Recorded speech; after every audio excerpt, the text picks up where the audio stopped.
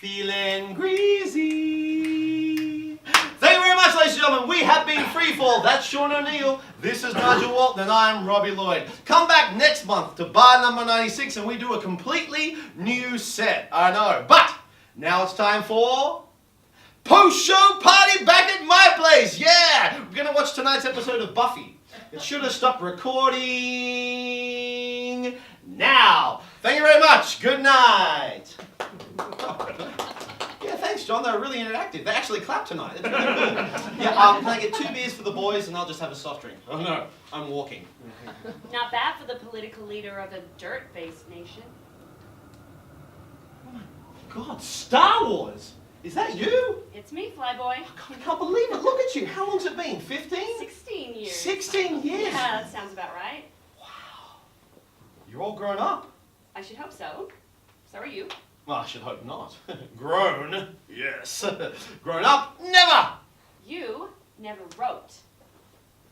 I wrote a couple of times. Tonight was fun. You saw? Yeah. Yeah, well, we tried some new material. It went down surprisingly well. Making funny stuff up off the top of your head and singing songs. I always knew you had it in you. Well, someone taught me I can always do more than one thing with my life. You still drawing? Yeah, I designed all our posters. Oh, wizard. What? What? Sorry, I just can't believe it. It's you. You're here. You look great. Oh, why thank you. So do you. Oh, why, thank you. So what are you doing here in Wagga? I'm in town on a family thing. Doing some presentations on my family history. Folks have been badgering me for years to do it, so here I am. Yeah, I vaguely remember. Yeah, Yeah. that sounds really exciting. Well, it's finally happening. Wow, I'd love to see it. You should totally come. We open this Thursday night at the Forum. You free? I am. Wizard. There you go. All the dates are on there. I'll see you then. I guarantee it. Maybe we could get a blue milk after. I don't see why not. Wizard. It's good to see you, Rob. Ciao. Ciao. I've got a good feeling about this. Where were you when you found out the prequels were coming? Now, there had been rumblings for years, but it was all officially confirmed for me with the last official VHS release of the original versions of the trilogy with all new Leonard Maltin interviews. Anyway, now, on those interviews, George Lucas revealed he had finished the scripts and he was beginning pre-production. He was getting ready to shoot. My throat tightened. My chest tightened. My pants tightened! It was real! It was actually happening! And I said to myself, yes, Star Wars. I used to love that when I was a kid. That never let me down. Doctor Who has let me down. But you know who has never put a foot wrong? Star Wars. Star Wars will take care of me. So I became a fanatic for the second time. I waited in line 3 hours just to get tickets to the midnight screening of episode 1. I then, on the night, waited in line 4 hours to get a decent seat. And to pass the time away, I brought the piece to Rebel Resistance. Star Wars Trivial Pursuit. But do any of you know how hard that game was? Playing Star Wars Trivial Pursuit with other Star Wars fans on the night of Star Wars Episode 1 premiering? Woo! That was not a fun game. It was 6 players enter, 1 player leave. It was like Thunderdome. And plus everyone surrounded were in costume and makeup, screaming and chanting. Oh! I barely got out with my dignity. So anyway, Star Wars was definitely back. But you changed.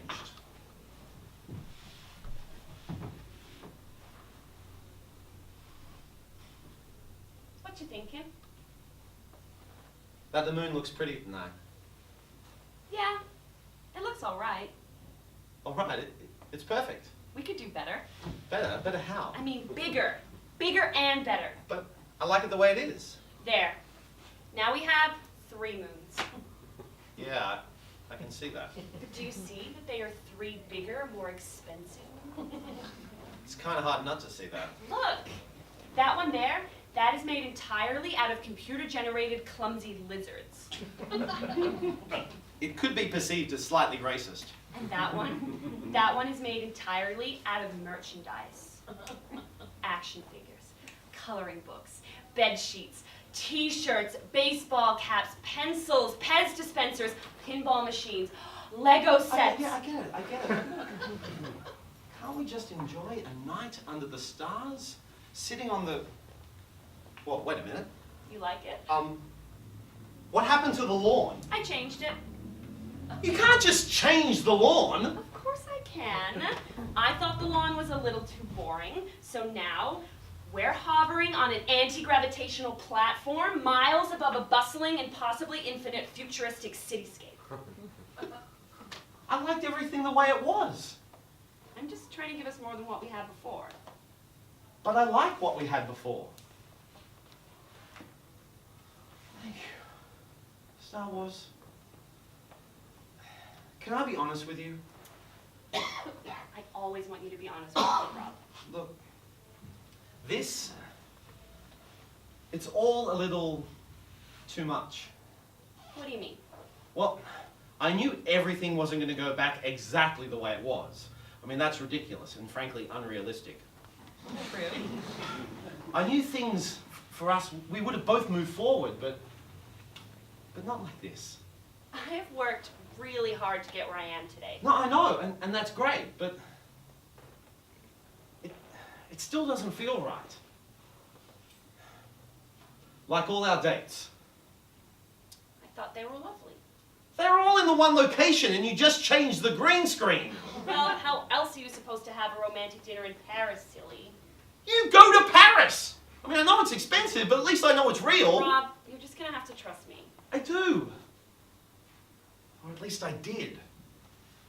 Look, it's hard to feel completely comfortable with someone who narrows down our love not to some deep, emotional, almost spiritual connection, but to the manufacturing skills of a collection of microscopic organisms living inside of us! Doesn't that mean you can now look on our love in a whole new, exciting way? No, it means I'm scared about where this is going. Now you be careful, Rob. Because fear leads to anger. Anger leads to hate. And hate leads to suffering. Well, this conversation took a turn for the ominous. I sense much fear in you. You see, that's it. The old Star Wars would never say anything like that. You used to be all about trust your feelings, not don't worry or be evil. This is why I'm suspicious. You know what, Rob? What? I have had it up to here with your whinging, whining, scaredy-pants attitude. That's a little bit harsh. You need courage. Courage! Ow! If you like the things that I used to say, well, how about this one? You can't run away from your fear. You need to face it head on. Face me. I see what's happening here. But this time, you need to take on your suspicion as well. What? But how am I meant to take on both of you at the same time? You can, if your lightsaber has two ends. Ah! What?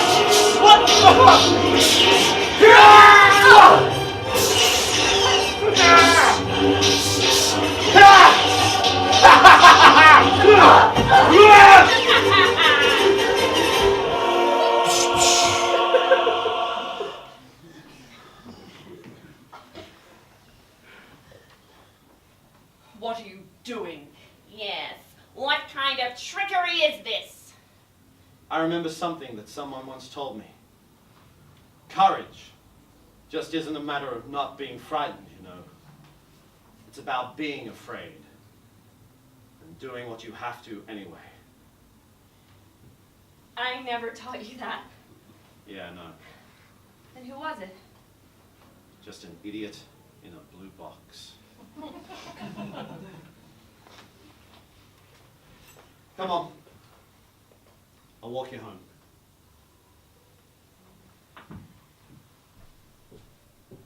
So, I went to the midnight screening for Attack of the Clones in 2002.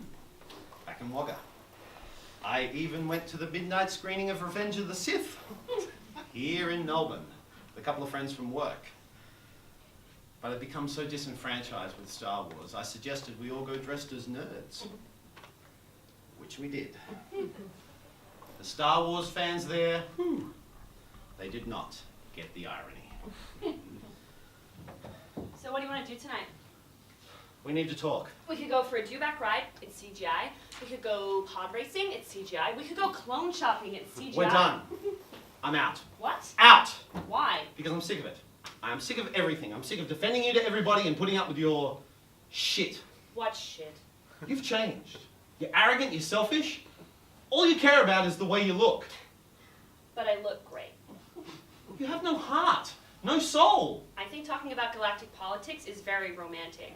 You don't make any sense. And the worst part of all is, you know what really shits me up the wall? What? You are constantly changing the special things we had. I'm making them more special. No, you're taking away what was special about them, about us. I know what I'm doing. Oh, you can't rewrite history. Oh, that is rich coming from you, Time Lord. Get out. Get out! I never want to see you again. Jar Jar Binks is funnier than you'll ever be.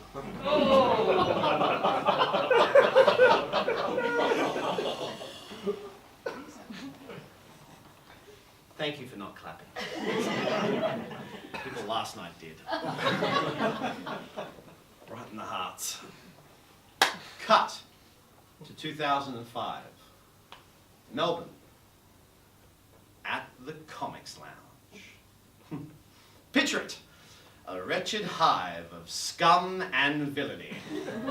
With deep red velvet curtains and the smell of spilt beer, cigarettes, and vomit. And in the center of it all was the crew.